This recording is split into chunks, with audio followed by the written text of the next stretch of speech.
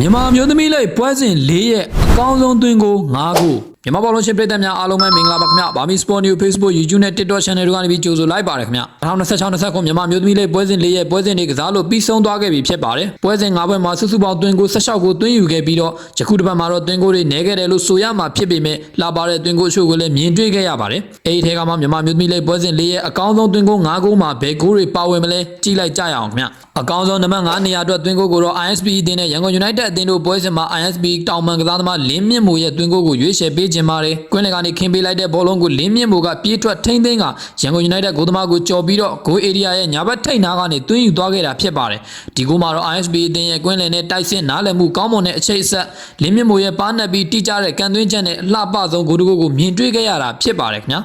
ရယူသွားနိုင်ခဲ့ပြီဖြစ်ပါတယ်ဘုဒ္ဓမာဖီဘေးရှစ်ထွက်လာမှုတော့လင်းမြမိုးဘုဒ္ဓမာပါ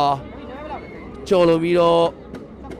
ရရှိသွားတဲ့အခွင့်အရေးကိုပြင်မဲ့တဲ့ကိုးပေါက်ထဲကိုတော့လိုလိုချိုကန်သွင်းယူခဲ့ပြီးအကောင်းဆုံးနံပါတ်၄နေရာအတွက်သွင်းကိုကိုတော့ရန်လိုင်နဲ့အသင်းကို၄ကိုပြနိုင်ရခဲ့တဲ့ပွဲစဉ်မှာရှန်ယူနိုက်တက်တိုက်စစ်ကစားသမားတဲ့အဘီဂေးဆာကီဝါရဲ့သွင်းကိုကိုရွေးချယ်ပေးခြင်းပါတယ်ခင်ဗျဒီသွင်းကိုကိုတော့ရှန်ယူနိုက်တက်ကစားသမား၄ဦးဖြစ်တဲ့ယူပါခိုင်နန်ဖြူဖြူသွဲပီအော်ဂလာနဲ့အဘီဂေးဆာကီဝါတို့ရဲ့လှပတဲ့အတွဲဖက်ကနေရရှိသွားခဲ့တာဖြစ်ပါတယ်ကွင်းလယ်ကယူပါခိုင်ကနန်ဖြူဖြူသွဲစီကိုထိုးပေးလိုက်ပြီးတော့နန်ဖြူဖြူသွဲကဂိုးအေရီယာထဲပြေးဝင်သွားတဲ့ပီအော်ဂလာရဲ့ပြေးလန်းချောင်းတွေကိုနောက်ပေါက်ကလေးနဲ့ရှာပေးလိုက်ပြီးတော့ပီအော်ဂလာကလည်းဘိုးရှိမှာရှိနေတဲ့အဘီဂေးထံထပ်မံထိုးပေးလိုက်ပြီးဘီကေရဲ့ပိတ်သွင်းချက်နဲ့ဂိုးရယူသွားခဲ့တာဖြစ်ပါတယ်။ရှမ်းယူနိုက်တက်ကစားသမား၄ဦးရဲ့အချိတ်ဆက်မိမိကစားကသွင်းကိုရယူသွားနိုင်ခဲ့တာပဲဖြစ်ပါတယ်ခင်ဗျာ။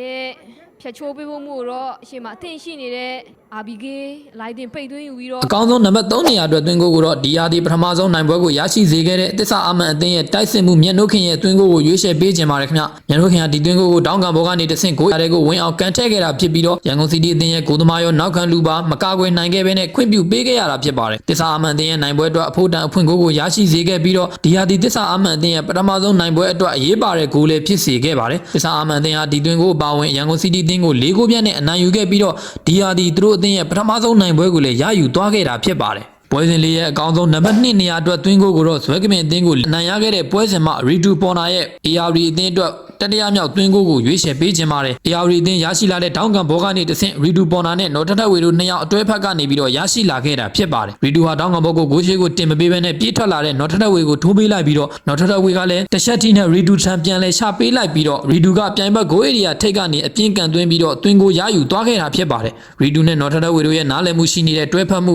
ရီတူပေါ်နာရဲ့ပြင်းထန်အားပါတဲ့ကန်ချက်နဲ့လှပတဲ့သွင်းကိုတကိုးကိုသွင်းယူသွားခဲ့တာပဲဖြစ်ပါတယ်မြန်မာမျိုးသမီးလေးပွဲစဉ်လေးရဲ့အကောင်းဆုံးနံပါတ်1နေရာအတွက်သွင်းကိုကိုတော့ဇွဲကပင်အသင်းကိုအနိုင်ရရှိခဲ့တဲ့ပွဲစဉ်မှာ AR တိုက်စစ်ကစားသမားနန်းခိုင်စင်မြင့်ရဲ့သွင်းကိုကိုရွေးချယ်ပေးသွားခြင်းပါတယ်နန်းခိုင်စင်မြင့်ဟာဒီပွဲမှာ Patrick ကိုသွင်းယူသွားခဲ့တာဖြစ်ပြီးတော့ AR အသင်းရဲ့နောက်ဆုံးအနိုင်ကိုလည်းဖြစ်ခဲ့ပါတယ်ထထဝေနန်းခိုင်စင်မြင့်တို့အတွဲဖက်ကနေရလာတဲ့သွင်းကိုဖြစ်ပြီးတော့ဘေတာဝန်ကနေဂိုး area ထိပ်မှာရှိနေတဲ့နော်ထထဝေစီထိုးပေးခဲ့ပြီးတော့နော်ထထဝေကလည်းဂိုး area ထဲမှာအဆုံးသတ်ဖို့အသင့်ရှိနေတဲ့နန်းခိုင်စင်မြင့်စီရှာပေးလိုက်ပြီးနန်းခိုင်စင်မြင့်ကလည်းတစ်ချက်ထင်းကဘယ်ရှင်နဲ့ဂိုးသမားရဲ့ညာဘက်အပေါ်တောင်းကိုအပြင်းကန်သွင်းယူသွားခဲ့တာဖြစ်ပြီးတော့နန်းခိုင်စင်မြင့်ရဲ့တကယ်ကိုလှပတဲ့ဘယ်ရှည်သွင်းကိုဖြစ်ခဲ့တယ်လို့ hat-trick သွင်းကိုလည်းဖြစ်စေခဲ့ပါတယ်မြန်မာဘောလုံးပရိသတ်တွေရဲ့အမြင်မှာရောဘယ်သွင်းကိုကအလှဆုံးလို့ထင်ပါတယ်ဘယ်သွင်းကိုတွေပါတင်လဲဆိုတာ comment မှာဝင်ရောက်ဆွေးနွေးမှတ်ချက်ပေးခဲ့ကြပါဦးခင်ဗျကျွန်တော်ရွေးချယ်မှုကိုသဘောကျတယ်ဆိုရင်လည်း Bami Sport News Channel ကို like subscribe follow ပြုလုပ်ပေးခဲ့ဖို့မေတ္တာရပ်ခံခြင်းပါတယ်ခင်ဗျအားလုံးကိုကျေးဇူးတင်ပါတယ်ခင်ဗျ